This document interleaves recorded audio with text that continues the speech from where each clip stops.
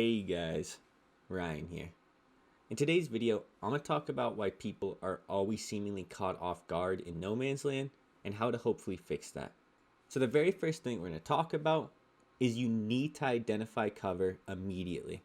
No matter where you are on the map, no matter what you do, when you're rotating, when you're pushing to get position in a circle, whenever you're in gunfights, you need to identify cover before you get engaged on. This needs to be something you do subconsciously. Whenever I enter an area, I'm always aware of where my escape routes are and how I'm going to get out of different situations.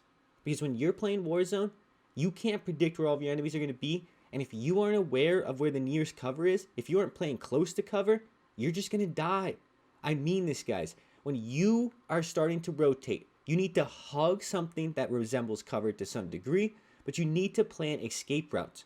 Right there, I looked on the map after I killed that guy. I saw he was going to be up on this hill. So where did I position myself? Behind the boxes. You know what most people would have done? They would have just been out in the open, a free kill, and they would have just died. They would not have thought to themselves, okay, I know where this guy is. Now where do I find cover to counter where he's at? He had the high ground on me. He knew where I was at because I just killed his teammate. And he was coming back for his guns because he was one of the first people I killed. And what did I do? I found cover. I identified it based on the second where he pinged. And then I just went there and I got the kill. That's why the very first thing you need to do is identify cover. Whenever you move across the map, whatever you do, you need to identify it, you need to learn to use it, and you need to understand that cover is your best friend. If you want to be a good Warzone player, and if you want to probably be a good Warzone 2 player with the reduced movement and all of that, you need to be really good at playing cover, and the first step is just identifying it. But the next step is advanced movement is key to getting to cover. So once you identify cover, once you start actually realizing where cover is and you start having escape plans to get to cover, now you need to execute it.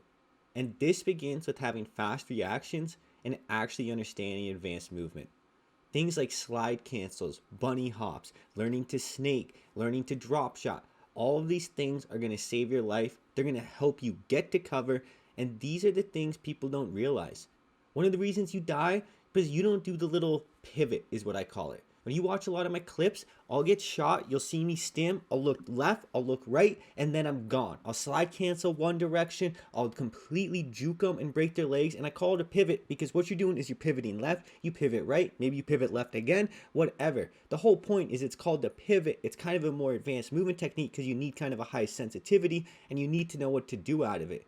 A lot of people, they just don't even have these movement techniques down. They don't use stims to get to cover. They don't know how to slide cancel to get to cover. They don't really know how to bunny hop to jump shot. They don't know how to do this slide cancel crouch thing where you don't even actually slide cancel. You do, but you cancel it by just crouching so you never actually stand up. So this way you go behind cover easier, yada, yada, yada. The whole point I'm trying to make is all those movement things, they're going to genuinely affect your ability to get to cover and just stay alive. They're going to help you win gunfights, of course. But they're also just going to help you stay alive once you start getting shot at. You can be in no man's land. You can have almost no cover. But if your movement is good enough, it's going to give you the opportunity to have your opponent miss a couple shots. It's going to give you a little speed boost. And it's going to allow you to actually get to cover and potentially win the gunfight. And these are things people don't realize. And the reality is while advanced movement may be nerfed to some degree in Warzone 2, there still are forms of slide canceling in Warzone 2. There's still going to be the jump shot, the bunny hop. There's now going to be dolphin dives. There's going to be the normal slide. And it's overall going to be something that people are still going to have to adjust to for Warzone 2. All of these tips, they're going to be relevant in Warzone 2. I promise, guys. That is the one thing I wish I could stress in my commentaries recently, is I'm making this content not just for Warzone 1, but also for Warzone 2, because it's going to play a lot differently, and people need to get ready for that. And this is obviously going to apply to my third point, and that's that cover needs to be adaptable.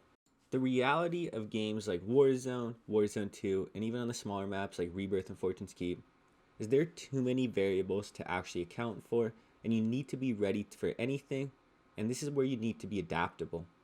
If you aren't ready for people to have random high grounds, to be camping in random buildings, if you aren't ready for there to be another squad over in that area, if you just aren't aware of these things and aren't thinking about them, you're going to pay the price. If your cover is only focused on one squad and it isn't taking account all of the other squads on the map, you're going to die to those other squads on the map. Or at least there's a pretty good chance of it. There's no guarantee. In some games, you're going to get away with playing sloppy like that. But most of the time, that's what's going to get you killed. You're going to forget about some team that was way over here to the left because you never saw them. They never really made a noise, but they're rotating into the circle. And your cover, it's not meant for them. It's just out there. You're only worried about people on some tower, some high ground, and that's all you're worried about. If that's how you're playing, you're just not going to win. It's the squads that you can't see. It's the squads that you currently aren't battling that you have to be the most afraid of. And this is why I'm telling you, your cover needs to be adaptable. You need to be ready for all the different squads, for all the different variables, and for everything that Warzone's going to throw at you. I have this saying that I use to describe Warzone, and if you want to be good at Warzone, you need to embrace the chaos. Because no matter how good you are, no matter how good of a position you're in, there's just too many things happening. There's just too much chaos for any one person to predict it all. And that's why you need to just embrace the chaos and be quick on your feet. So just to recap, guys. Step 1, identify cover and have an escape plan. If you're rotating somewhere and you get shot at, know where the closest cover is, how you're going to get to that cover, and what your overall plan is. Step 2, make sure you're using movement to get there. And step 3, the very last thing, just be smart and make sure your cover is adaptable. Anyways, guys, I hope you enjoyed this video. I hope you're excited for the release of Modern Warfare 2 next week. And I hope you have a good day. It's been Ryan. Peace.